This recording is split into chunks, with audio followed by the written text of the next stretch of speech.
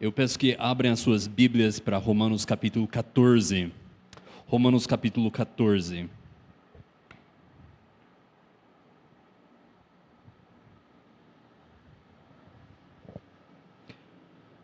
Versículo 13.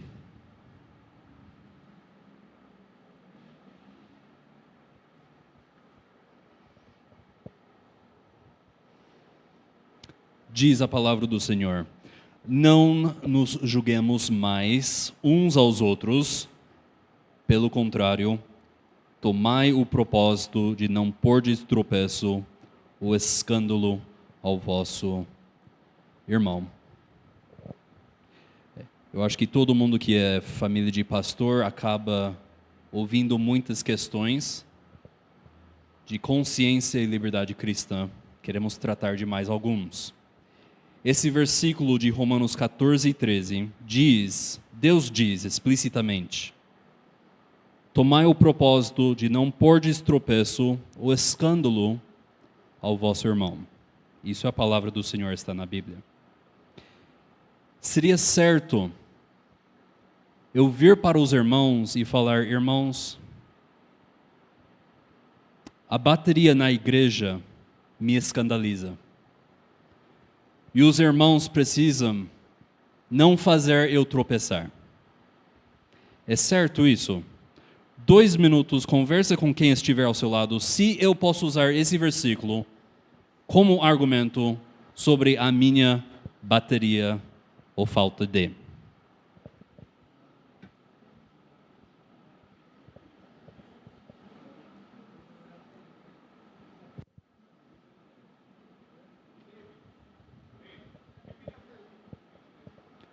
A pergunta é: eu posso exigir que vocês se dobrem, argumentando que eu sou o irmão mais fraco e que a sua opção de usar bateria na igreja me escandaliza?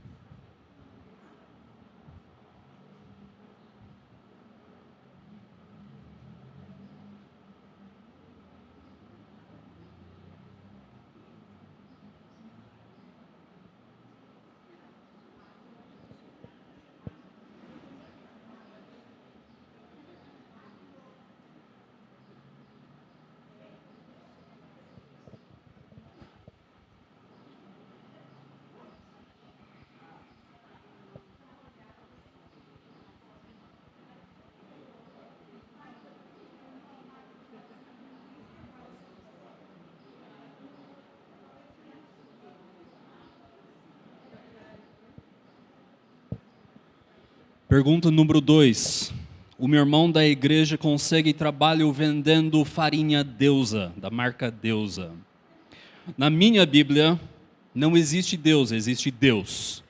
E assim, vendendo farinha da marca Deusa é um escândalo para mim, troca de emprego ou troca de igreja. Eu tenho razão com Romanos 14, 2 minutos.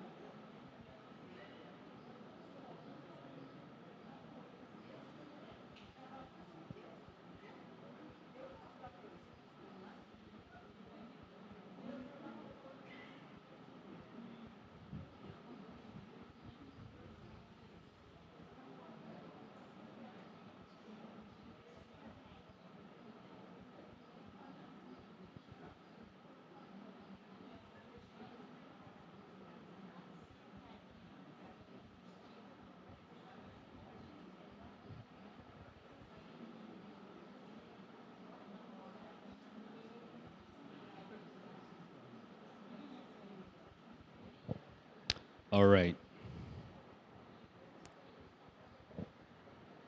Queira abrir as suas Bíblias em Romanos capítulo 1, versículos 16 e 17. Romanos capítulo 1, 16 e 17. Paulo coloca a tese da carta de Romanos nesses dois versículos. Escuta-me o que diz Paulo. Pois não me envergonho do evangelho, porque o poder de Deus para a salvação de todo aquele que crê, primeiro do judeu e também do grego, visto que a justiça de Deus se revela no evangelho, de fé em fé, como está escrito, o justo viverá por fé. Ele não está tratando de maneiras de evidenciar ou viver a sua vida. Ele está falando acerca da salvação. O evangelho é tão importante que, se errar o evangelho, você gasta a eternidade no inferno. É muito mais importante do que bateria ou farinha deusa. Vamos continuar. A igreja em Roma foi fundada por judeus logo após os acontecimentos em Pentecostes, em Atos 2.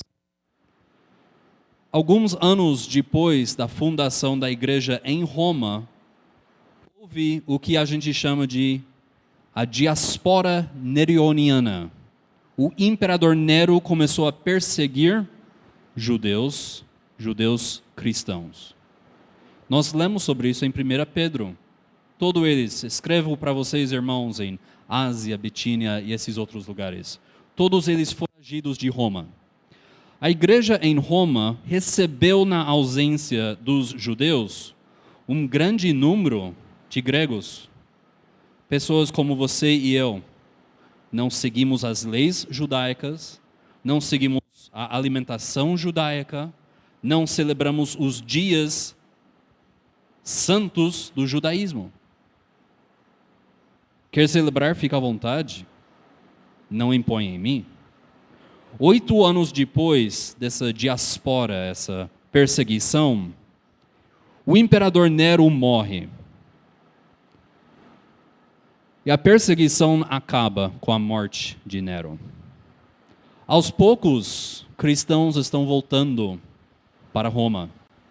Judeus estão entrando de novo. Judeus que saíram da igreja para salvar suas vidas estão entrando na igreja de novo para servir a Jesus Cristo, Senhor. Mas eles veem gregos na igreja não seguindo regras judaicas, comida, bebida, dias. Eles estão celebrando o dia do Senhor aos domingos e nós celebramos aos sábados. E houve uma tremenda rixa.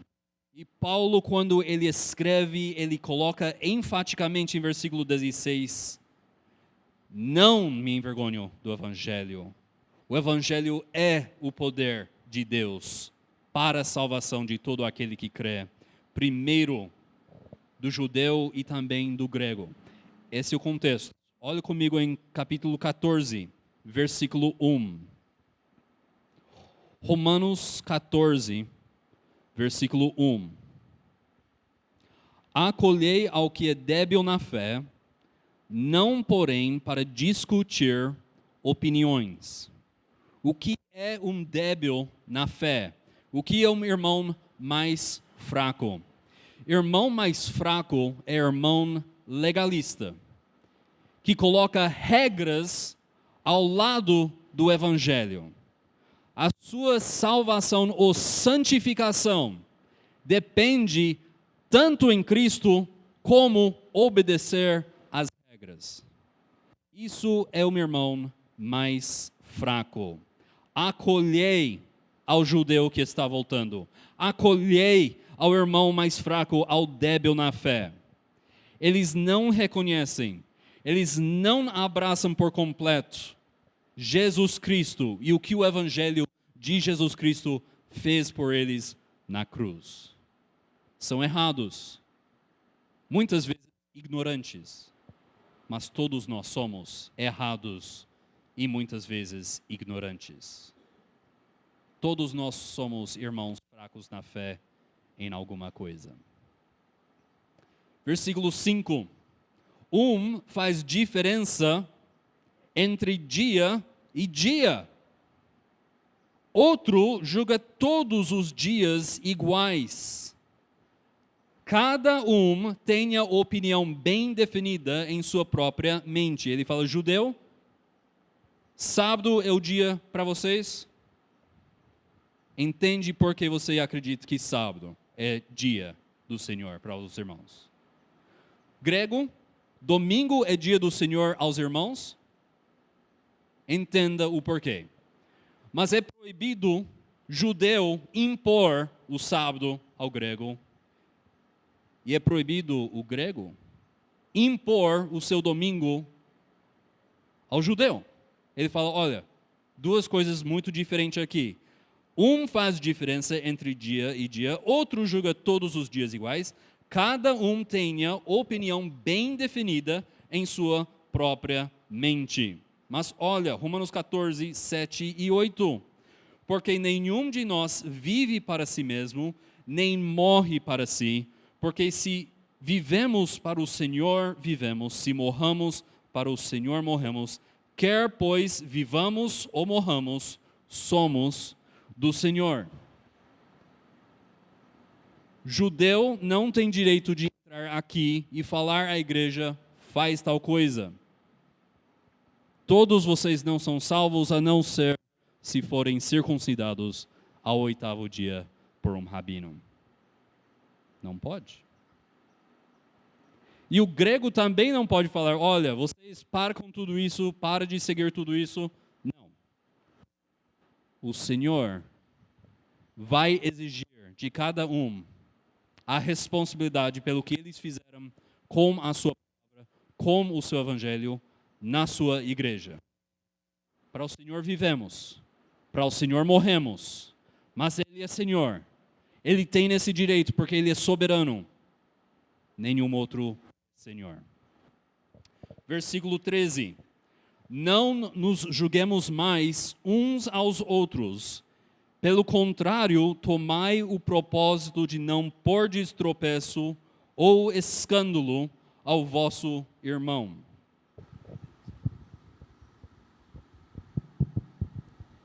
Versículo 13. Não nos julguemos mais uns aos outros, pelo contrário, tomai o propósito de não pôr de tropeço ou escândalo ao vosso irmão. Gregos, você tem irmãos legalistas voltando a Roma. São filhos de Deus. Ajuda eles. Deixa o seu lanche de presunto e bacon em casa. Não traz para a igreja. Não precisa escandalizar eles. Judeus, vocês têm na igreja alguns irmãos que não seguem as suas regras. Eles são no povo de Deus, assim como você. As duas perguntas que eu lancei no início sobre bateria ou a marca deusa é tão fora de contexto que para eu insistir seria prova que eu, além de ignorante, sou estúpido e não existe santificação para pessoas estúpidas. Insistir que não, esse versículo me dá o direito de tirar bateria. Todo mundo tem que cantar só com a voz, é o instrumento que Deus criou. Nesse versículo não está falando sobre isso.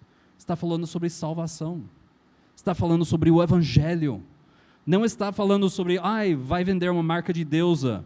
Tá, eu vou parar de trabalhar lá, mas você vai me sustentar, irmão David? Não. Então, eu preciso dar alimento à minha família. Como que você vai lidar com isso? Esse versículo está falando sobre salvação. Sobre salvação.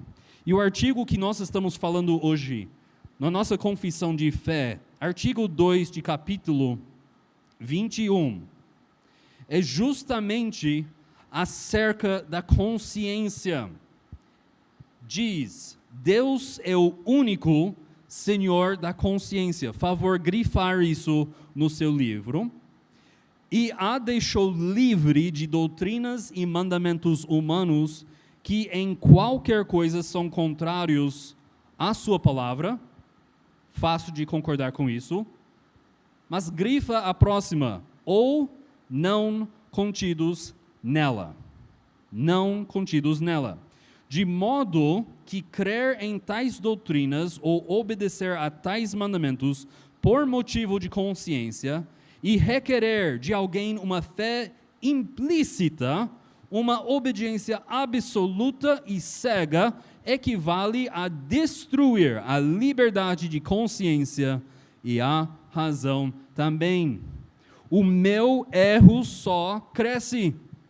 Além de falar, tira a bateria, eu estou falando, eu sou Deus da sua consciência. Obedece a mim, eu sou Senhor.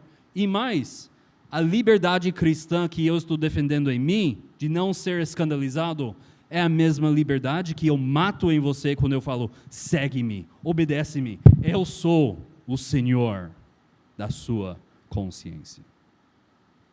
É grave quando alguém discute e distorce as Escrituras para apoiar alguma coisa que só Deus tem direitos. A primeira frase aqui em artigo 2 é: Deus é o único Senhor da consciência. Isso é uma afirmação temática. É óbvio e evidente. Deus é soberano e, como soberano, Ele tem o direito de decidir o que é certo e errado para a sua criação. Gênesis capítulo 1, você vê isso em versículo 3. Disse Deus, haja luz, e houve luz. A luz não tinha outra saída a falar, não, estou afim. A treva não falou, não, eu não quero me deslocar. Deus é Senhor soberano e o que Ele diz, acontece. Soberania de Deus, em Gênesis 1, versículo 3. Se Deus soberanamente manda alguma coisa, ocorre. E no Velho Testamento, os profetas, cada vez que eles vão ao povo de Israel, eles estão argumentando em cima disso. Deus criou todas as coisas. As estrelas seguem o caminho que Deus traçou para eles. O jumento e o boi, eles sabem quem é o dono, mas você, filhos, povo de Israel, não sabem quem é o seu Senhor? Ele é soberano, mas você trata como se ele fosse alguém que iria sugerir alguma coisa. É somente o homem que manifesta a atitude rebelde contra a soberania de Deus. Você quer olhar alguma coisa interessante em Apocalipse 6? Apocalipse, capítulo 6, de 12 a 17, diz, olha, Cristo voltando na sua glória. Isso é a cena, Cristo voltando na sua glória. Vi quando o Cordeiro abriu o sexto selo e sobreveio, em versículo 12, grande terremoto. O sol se tornou negro como saco de crina, a lua toda como sangue, as estrelas do céu caíram pela terra como a figueira, quando abalado por vento forte. O Criador está entrando na criação, não como Salvador, como justo juiz, com toda a autoridade, com toda a glória e majestade. E o que está acontecendo, todo mundo sabe o seu lugar. O sol esconde o rosto, as estrelas, de abalados com a majestade de Cristo, caem por terra. Então todos os montes e ilhas foram movidos do seu lugar. O céu se recolhe. Os montes e ilhas saem do seu lugar. Mas olha o ser humano. Os reis da terra, os grandes, os comandantes, os ricos, os poderosos, mas também os escravos, e todo livre se esconderam nas cavernas e nos penhascos dos montes, e disseram aos montes e aos rochedos: caí sobre nós, escondei-nos da face daquele que assenta no trono e da ira do Cordeiro, porque chegou o grande dia da ira deles. E quem é que pode suster-se? O que é que o seu ser humano faz com Cristo voltando na glória? Ele não se dobra em arrependimento. Ele não se quebra em submissão ao rei que está vindo. Ele prefere morrer do que gastar um segundo submetido ao Senhor Jesus Cristo. Por isso, a primeira afirmação aqui no artigo 2 é que Deus é o único Senhor da consciência. Deus tem esse direito de impor obrigação em nós e nos compelir ou forçar a obedecer os seus mandamentos. Nós vivemos debaixo de várias autoridades. Tem o guarda na esquina, tem o patrão no trabalho, temos nossos pais enquanto nós estamos morando em casa, eles são autoridades. Deus instituiu essas autoridades. Por isso, quando eu obedeço ao prefeito ou ao guarda, por isso, quando Deus chama mulheres a se submeter aos seus maridos, quando Ele fala, filhos, obedecei aos vossos pais, alunos, submetem-se ao seu professor, quando Deus nos chama isso, Ele está falando, olha, obedece eles, porque eu dei autoridade a eles, e quando você obedece eles, me obedece. Eu sou o Senhor. Eu sou o Senhor. Quando Deus nos instrui a obedecer à polícia, não é a polícia que é Senhor da nossa consciência. Nós obedecemos sabendo que servimos a Deus, obedecemos a Deus. Quando Deus instrui que filhos obedecem seus pais, não são os pais que têm senhorio sobre a consciência. É por causa de Deus ter o senhorio que Ele pode falar, olha, obedece aos seus pais. Deus é o único Senhor da consciência, Ele é o único que pode amarrar a sua consciência. Então você fala, bem, David, o que é a consequência? Ótima pergunta. Em Romanos 2,15, estes mostram a norma da lei gravada no seu coração, testemunhando-lhes também a consciência e os seus pensamentos mutuamente acusando-se ou defendendo-se. Então, aquela consciência é aquela voz interior que o Criador tem implantado em nós, que acusa-nos de ter feito algo errado, que nos aprova se temos feito algo certo. A consciência é isso. Aquela voz que nos culpa ou que nos dá tapinha nas costas. Certo? Errado. Consciência só tem essa função. Então você fala, David, eu posso seguir a minha consciência? Posso seguir meu coração de culpa, de tapinha na costa? Isso é confiável?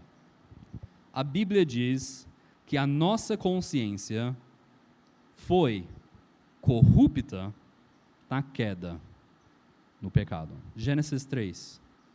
A consciência era perfeita até Gênesis 3. E a partir de Gênesis 3, é defeituosa. É defeituosa. Nós vemos isso quando nós cometemos algum pecado pela primeira vez, nós sentimos a culpa. Mas se descobrimos que outros também cometem o mesmo pecado, sentimos um pouco mais aliviados. E quando descobrimos que a cultura aceita justamente o que antes eu pensava pecado, então eu estou de boas. Todo mundo está fazendo. A consciência vai ficar calado. A nossa consciência começa a ficar ambivalente. Olha, isso é errado em um certo contexto. Isso é certo em alguns contextos específicos. Mas tem que julgar caso por caso. Porque tudo pode ser certo ou errado. Eu já não sei mais o que é conveniente. Falar, olha, você é culpado. Ou você está certo. Quando isso é o caso, o que acontece é que nós começamos a aprovar o que Deus condena e a condenar o que Deus aprova. Isso é o grande problema de uma consciência impura, como todos nós temos. Quando Deus fala não, a gente fala, não tem problema. Quando Deus fala sim, a gente fala, melhor não. Isso é o problema. Olha em 2 Samuel, exemplo clássico disso. 2 Samuel 11, 26 e 27. 2 Samuel 11, 26 e 27. Exemplo clássico do rei Davi. Ouvindo, pois, a mulher de Urias que seu marido era morto, ela o pranteou. Passado o luto, Davi mandou buscá-la e a trouxe para o palácio. Tornou-se ela sua mulher e lhe deu à luz um filho. Porém, isto que Davi fizera foi mal aos olhos do Senhor. Deus já condenou o que Davi fez. Mas vai levar mais 9 meses, mais 1 ano, para Davi se arrepender do pecado que ele cometeu. Davi era homem segundo o coração de Deus, muito mais santificado do que eu. E olha a situação que ele chegou. Olha a situação que qualquer um de nós pode chegar. Deus desaprovando de alguma coisa e nós pensamos, não é problema. Mas também olha a graça de Deus. Mesmo filho rebelde, mesmo vivendo em pecado, Deus alerta com a sua palavra. Ele fala, olha, profeta Natan, vai lá. Vamos corrigir esse pecado no reino e na casa de Davi agora. E o profeta Natan vai lá e fala, olha, assim diz a palavra do Senhor. E Davi se arrepende, que também é dádiva de Deus. Então, em tudo isso, Deus é muito, além de ser soberano, Ele também é justo. Mas a questão é que a única coisa que pode tirar o erro de uma consciência é o Espírito Santo. É a única coisa. E o instrumento é sempre a palavra de Deus. Durante a sua vida, como na minha também, vai ter muitas pessoas que querem ser o senhor da sua consciência, que quer definir para você quando deve sentir culpa e quando você deve sentir alívio. Ok? Nós temos as pessoas, primeiramente Satanás. Ele prefere que você define a sua consciência conforme ele quer. Nós temos amigos, boas intenções, querendo definir o que é certo e errado para a sua vida. Eles querem gerenciar. O seu chefe também pode ser um destes que quer ser senhor da sua consciência. Mas a instituição do qual a história é mais repleta de uma instituição que quer ser senhor da sua consciência no lugar de Deus, é a própria igreja. E é fascinante estudar a igreja, como eles usam a culpa para construir a praça de São Pedro, cada bloquinho pago por pessoas que estavam aliviando pecados. A igreja vai querer ser Deus, vai querer tomar autoridade e dizer, desde que somos a representação terrena de Deus, nós temos e reservamos o direito de decidir o que é certo e errado na sua consciência. Mas o artigo diz, não é a igreja, o Senhor é o único. Onde eu posso achar o que o Senhor quer que eu faça? O único lugar onde você encontra o que Deus quer que você faça é na palavra de Deus. É na palavra de Deus. Então, sim, a igreja é divinamente instituído para comunicar a sua palavra ao seu povo. A igreja precisa ser fiel nisso. Comunicar fielmente e falar, olha, Romanos 14:3 tem nada a ver com bateria ou farinha deusa. Romanos 14:13 tem a ver com salvação. Olha todo esse contexto que nós sabemos. Olha como Paulo constrói. Isso é a mensagem de Romanos 14, versículo 13. Isso é o papel da igreja, comunicar a sua palavra, a palavra de Deus fielmente e corretamente. Mas igrejas e cristãos falham. Isso é fato. Falham. E é nesse ponto de conflito, quando eles começam a substituir as suas tradições pela lei de Deus. Você lembra a bateria? Tive um pastor que eu conheci, aqui em Prudente mesmo, que falou, na nossa igreja não temos instrumento qualquer. Eu já vi muitos pecados entrar na igreja pela equipe de louvor, as pessoas lá querendo glória.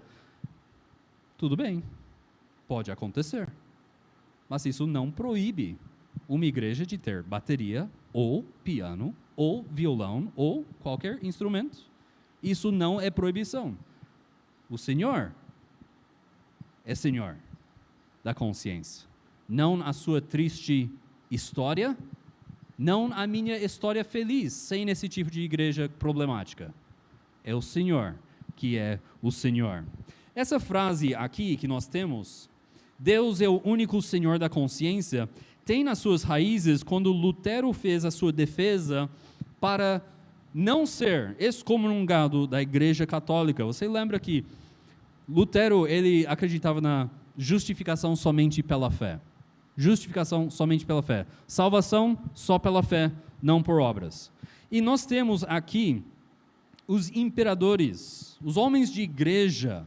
Eles chamam Lutero para retratar seu ensino que a salvação é pelo Evangelho através da fé e não das obras. E Lutero, ele responde isso aqui, ele fala, a não ser que seja convencido pelo testemunho das Escrituras, estou atado pelas Escrituras que citei.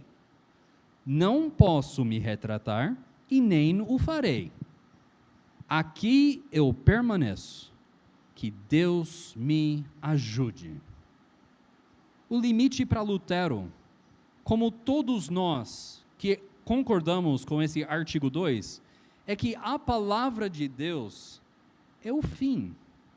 Se lembra quando nós começamos a estudar confissão em 1994? Artigo 1, capítulo 1, artigo 10, olha, isso não é novidade.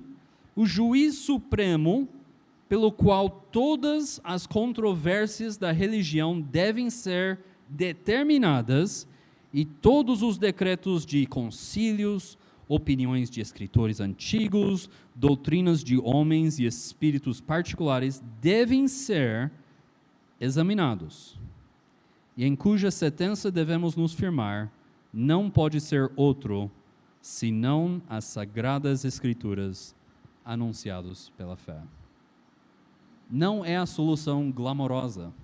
Queremos algo mais fácil, mas é a palavra de Deus que vai decidir se alguma coisa é certo ou errado.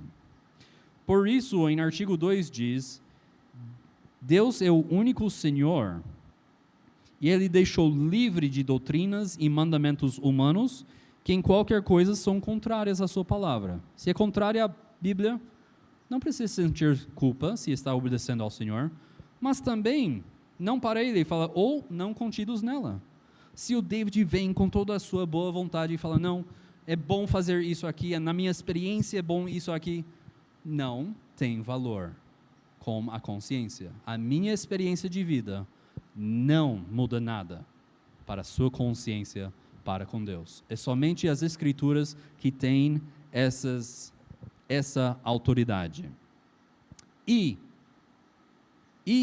requerer de alguém uma fé implícita, uma obediência absoluta e cega equivale a destruir a liberdade de consciência e a razão também. Nós vamos entrar isso semana que vem. E vamos tratar de assuntos que não são nem certo nem errados, que não têm valor moral qualquer. Vamos tratar disso e como resolver isso semana que vem, se Deus abençoar. Vamos todos ficar em pé, por favor. Eu convido o pastor Ciro aqui na frente, orar por nós.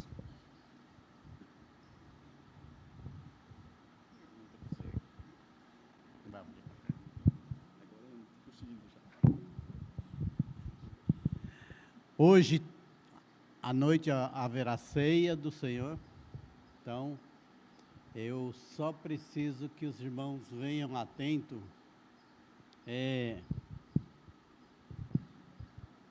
Chegue cedo, se coloque nos seus lugares aí, que provavelmente eu tenho que acertar ainda os detalhes com a Dani, com o pastor João Paulo, mas nós vamos fazer a ceia no início do culto. Depois, tirar dízimo, em seguida a ceia. Então vai ser assim. E a mensagem por último. Vamos orar. Querido Deus e Pai, nós agradecemos, Senhor Deus, pela aula que tivemos, pelo estudo da Sua Palavra. Pai Santo, como é bom entendermos, Senhor Deus, que o valor que existe às Escrituras, o valor que existe à Tua Palavra, e que nós possamos descansar quando cremos na suficiência da Sua Palavra. A Bíblia é suficiente e todas as coisas nós devemos tirar como vida da Sua Palavra para nós.